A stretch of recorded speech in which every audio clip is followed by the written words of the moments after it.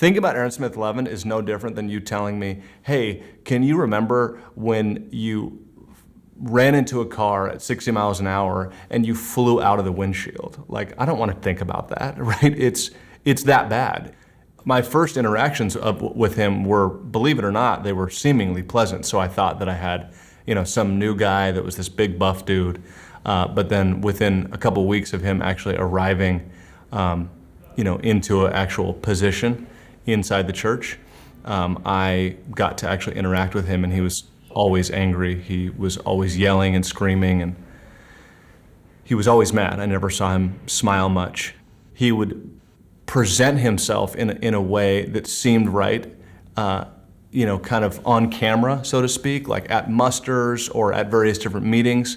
But behind closed doors, he was a monster. He literally would terrorize. He just yelled. I mean, I never saw him get an honest product in the 2 years that I worked anywhere near him.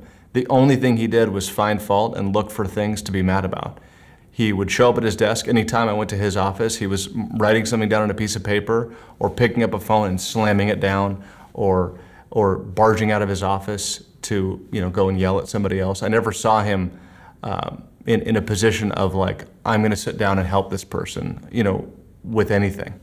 So Aaron, one day, I was sitting at my desk and I overheard some yelling in the background. He was having a very loud argument with somebody that we worked with in my office.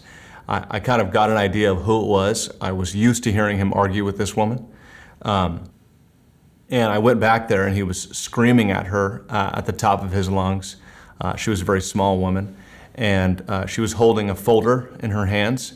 And as he was screaming at her, I remember him kind of like standing over her a little bit. She was still holding this folder, and then he grabbed the folder out of her hand very violently, and he just bored past her, and he shoved her with the folder and his body, and she hit this shelf with other folders on it. And I work for a church. I mean, this is like the last thing you would expect to see, somebody do that calls themselves a member of anything. It was inhumane. I didn't know like in this particular instance, I didn't know how to react. It was so shocking that I didn't know how to react. Anybody that's going to push a woman, anybody who is going to make their subordinates feel scared in their surroundings is not trustworthy. He is a coward because he can't take responsibility for the bad things that he has done. And that is the bottom line. Anybody who's willing to eat a little bit of you-know-what and take responsibility for the bad things that they've done, they have my respect. But Aaron can't do that. He's done too many bad things to too many good people to be able to ever make up for it. So now he has to be a coward and say that we're all bad. I look at it as more of a compliment to the Church of Scientology that Aaron Smith-Levin would say or do anything against the Church of Scientology, because anybody in their right mind would not want Aaron Smith-Levin as their friend.